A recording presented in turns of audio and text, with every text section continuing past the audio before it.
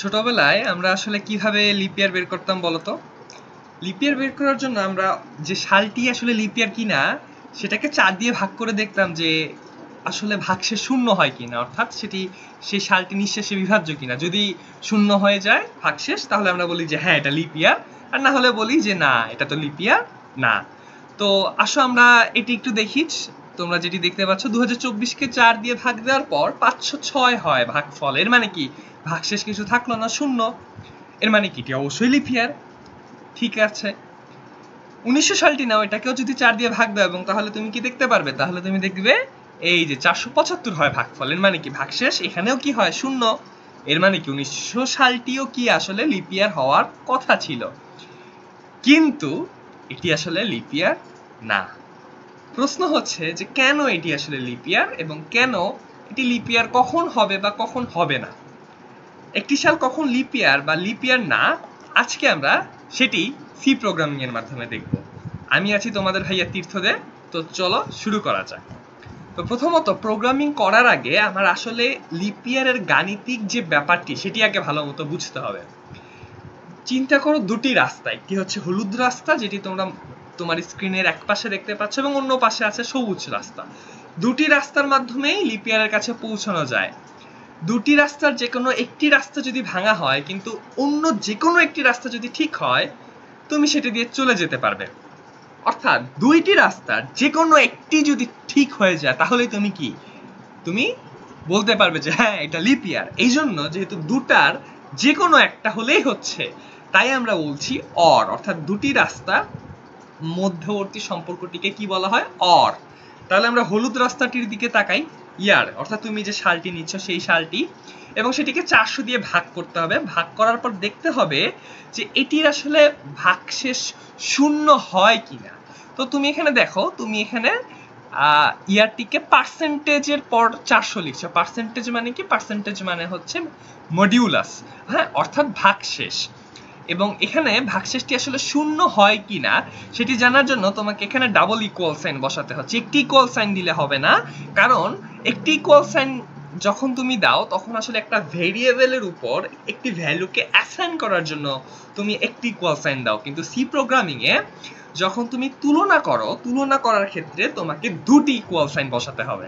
তো তুমি দুটি ইকুয়াল সাইন দিয়ে দেখলে যে বছরটি দিলে সেটি 400 দ্বারা নিঃশেষে বিভাজ্য হয় কিনা। যদি হয় তাহলে তো এটা লিপ ইয়ার শেষ, কিন্তু যদি না হয় তাহলে মন খারাপ করার কারণ নেই, আমাদের আরেকটা সবুজ রাস্তা রয়েছে।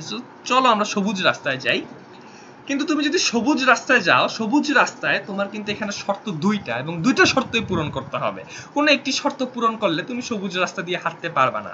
অর্থাৎ সবুজ রাস্তা দিয়ে হাঁটার জন্য দুইটি রাস্তা বা দুইটি শর্ত একই সাথে পূরণ করেই আগাতে হবে। এই জন্য এই দুটি শর্তকে আমরা অ্যান্ড সম্পর্কের মাধ্যমে প্রকাশ করব। তো প্রথম শর্তটি হচ্ছে যে এটি 4 দ্বারা নিঃশেষে বিভাজ্য কিনা। ঠিক আছে, এবং সাথে সাথে সে দেখতে হবে সেটি যেন অবশ্যই 100 দ্বারা নিঃশেষে বিভাজ্য না হয়।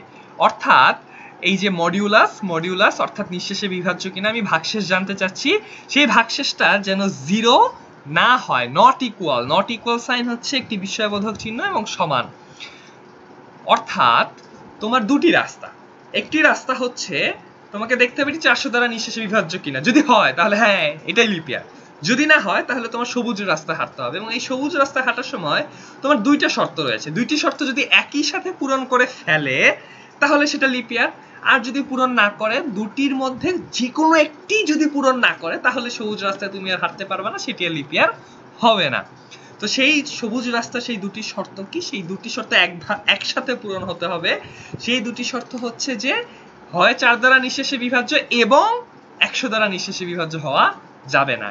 এই দুটি কথা, এই দুটি শর্ত যদি একসাথে পূরণ হয় তাহলেই অরের সবুজ রাস্তা দিয়ে তুমি গিয়ে সেটাকে লিপ ইয়ার প্রমাণ করতে পারবে। তো চলো এবার আমরা সি প্রোগ্রামিং এর মাধ্যমে দেখি এটি কিভাবে করতে হয়। এটির জন্য তুমি গুগলে চলে যাবে এবং গুগলে গিয়ে তুমি লিখবে সি কম্পাইলার অনলাইনে অনেক ধরনের কম্পাইলার পাওয়া যায়। তুমি যে কোনো একটি তোমার সুবিধা অনুযায়ী তুমি প্রবেশ করে তোমার এখানে সি প্রোগ্রামিংটি তুমি করবে। এই যে যেহেতু সময় স্বল্পতা রয়েছে তাই এই ভিডিওটির ক্ষেত্রে আমি হচ্ছে এই প্রোগ্রামটি আগে থেকে লিখে রেখেছি। তো চলো আমরা সেটি বুঝে নেই যে সেটি আসলে কিভাবে আমরা লিখেছি। তো প্রথমে দেখো আমরা মেইন ফাংশন শুরু করছি। মেইন ফাংশন শুরু করার পর ইন্টিজার নিয়ে আমি একটি ইয়ার নামের একটি ভেরিয়েবল ডিক্লেয়ার করছি। ডিক্লেয়ার করছি মানে কি, আমি একটি ভেরিয়েবল নিয়ে নিচ্ছি, অর্থাৎ আমার এই প্রোগ্রামিং এই ভেরিয়েবলটা ইয়ার নামের একটা ভেরিয়েবল আমি কাজে লাগাবো। এটা ইয়ার নাম না নিয়ে তুমি এক্স নাম দিতে পারতে, ওয়াই নাম দিতে পারতে, এমনকি তুমি তোমার নামও ব্যবহার করতে পারতে। এটি জাস্ট একটি ভেরিয়েবল। এবং এটি কেমন ধরনের ভেরিয়েবল? এটি ইন্টিজার টাইপের একটি ভেরিয়েবল, অর্থাৎ দশমিক টাইপের। আচ্ছা, নিলে ভালো কথা। এরপর তুমি লিখতে পারো printf. Printf the enter the year. এর মানে কি, যে ইউজার তার চোখের সামনে ভেসে উঠবে এন্টার দি ইয়ার, অর্থাৎ তাকে একটি হয়তো বছর এন্টার করার জন্য তুমি তাকে বলছো। আচ্ছা, তো তাকে এন্টার করতে বলছো, সে তো এন্টার করবে। তাকে এন্টার করার জন্য, তাকে সেই ইনপুটটা দেওয়ার জন্য, সেই সালটি বসানোর জন্য তাকে সুযোগ দিতে হবে না? তো এই সুযোগ দেওয়ার জন্য তুমি এখানে স্ক্যানএফ নামে একটি ফাংশন নিয়ে আসবা। এবং স্ক্যানএফ নিয়ে আসার পর পার্সেন্টেজ ডি, দুটি ইনভাইটেড কমার ভিতর পার্সেন্টেজ ডি বসাচ্ছ। কারণ কি? কারণ তোমার যে ডেটা, এই যে ইয়ার, এই ভেরিয়েবলটি কি ভেরিয়েবল ছিল? ইন্টিজার টাইপ ভেরিয়েবল ছিল না? ইন্টিজার টাইপ ভেরিয়েবলের জন্য পার্সেন্টেজ ডি বসাতে হয়। যদি ফ্র্যাকশন হতো তাহলে পার্সেন্টেজ এফ বসাতে, যদি ক্যারেক্টার হতো তাহলে হয়তো পার্সেন্টেজ সি বসাতে। যাই হোক, এখন কি হইলো? এখন হচ্ছে যে তোমার যে ইউজার, সে হচ্ছে একটা ইয়ার ইনপুট দিল। খুবই ভালো কথা। ইয়ারটা তুমি নিলা, নিয়ে এই ইয়ারটা, এখন তুমি এই বছরটা, এই সালটা, কথার কথা 2024, এটাকে কোথায় বসাবা? এটাকে একটা ভেরিয়েবল তোমার রাখতে হবে, তাই না? হ্যাঁ, তো ওই ভেরিয়েবল কোনটা? তুমি ইয়ার নামে একটা ভেরিয়েবল ডিক্লেয়ার করেছো না? তুমি আগে অ্যান্ড সাইন দিয়ে সেই ভেরিয়েবলের নামটা লিখবা। অ্যান্ড সাইন দেওয়ার পর সেই ভেরিয়েবলের নামটা লিখলে কি হবে? তোমার সেই ইউজার যে ডেটাটি দিল সেটি সুন্দর মতো ওই ইয়ার নামক ভেরিয়েবলটিতে চলে যাবে। এবং তারপর তুমি অবশ্যই সেমিকোলন দিয়ে স্টেটমেন্ট শেষ করবা। সেমিকোলন দিয়ে স্টেটমেন্ট শেষ না করলে কিন্তু আমাদের প্রোগ্রাম রান হবে না। এবার আসো, এবার আমরা লিপ ইয়ারের সেই গাণিতিক সূত্রটি বসাবো। আমরা ইতিমধ্যে বুঝে ফেলেছি যে প্রথমে আমাদের ইফ বসাতে হবে। ইফ বসিয়ে দেখতে হবে যে এটি 400 দ্বারা আসলে নিঃশেষে বিভাজ্য কিনা।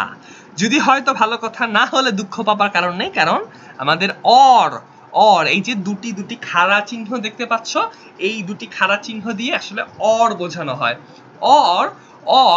অর আবার দেখে এই ব্র্যাকেট শুরু হলো, এবং এই ব্র্যাকেটটি একটু বিস্তৃত ব্র্যাকেট। হ্যাঁ, এই ব্র্যাকেটের ভিতরে একসাথে আমরা দুইটা কন্ডিশন বসাচ্ছি এবং অ্যান্ড সম্পর্কযুক্ত।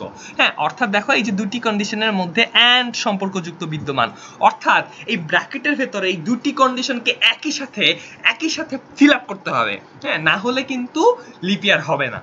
আচ্ছা, তো আমরা দেখি যে প্রথম কন্ডিশনটা কি, সেটি 100 দ্বারা কোনোভাবে বিভাজ্য হওয়া যাবে না, অর্থাৎ এর ভাগশেষটা কোনোভাবেই 0 হবে না, এবং এটি 4 দ্বারা যেন অবশ্যই বিভাজ্য হয়। এই দুটি শর্ত যদি একবারে পূরণ করে, তাহলে অরের ডান দিকের যে এই যে রাস্তাটি, এই রাস্তাটি সচল হয়ে যাবে।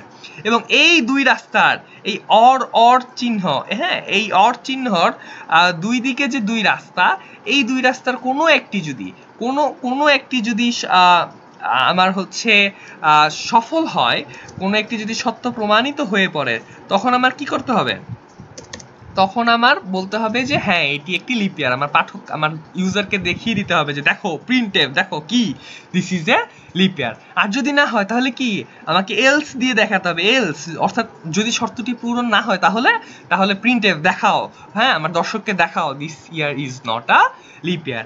একটা জিনিস অবশ্যই খেয়াল করবা, এই যে ইফ এর স্টেটমেন্টের এই যে দুইটা সেকেন্ড ব্র্যাকেট অবশ্যই দিতে হবে, এবং এলস এর পরও এই দুইটা সেকেন্ড ব্র্যাকেট অবশ্যই দিতে হবে, না হলে কিন্তু প্রোগ্রাম রান করবে না। এরপর তুমি হচ্ছে রিটার্ন 0 দিয়ে তুমি তোমার প্রোগ্রামটি, এই যে সেকেন্ড ব্র্যাকেট, এটা কোন সেকেন্ড ব্র্যাকেট? এই যে মেইনের যে সেকেন্ড ব্র্যাকেটটা, মেইন ফাংশনটা, মূল ফাংশনটা আমার শেষ হলো। চলো এবার তাহলে আমরা এটাকে রান করে দেখি। এই যে দেখো সবুজ কালারের একটি রান প্রোগ্রাম রয়েছে। তো আমরা যদি রান করি তাহলে দেখো নিচে আমার এখানে আউটপুট আসবে। এই যে আউটপুটটা হয়তো দেখতে পাচ্ছ, আমি একটু বড় করে দেখাই। হ্যাঁ, এন্টার দ্য ইয়ার। চলো আমরা একটা ইয়ার এন্টার করি, কথার কথা 2024 যদি আমরা ইয়ার এন্টার করি, তাহলে দেখো তো কি আসে, this year is a leap ইয়ার। বাহ, খুবই ভালো, মিলে গিয়েছে। তাহলে আমরা যদি আরেকটি দিই, আমরা যদি এবার 1900 সাল দিয়ে চেক করি, 1900,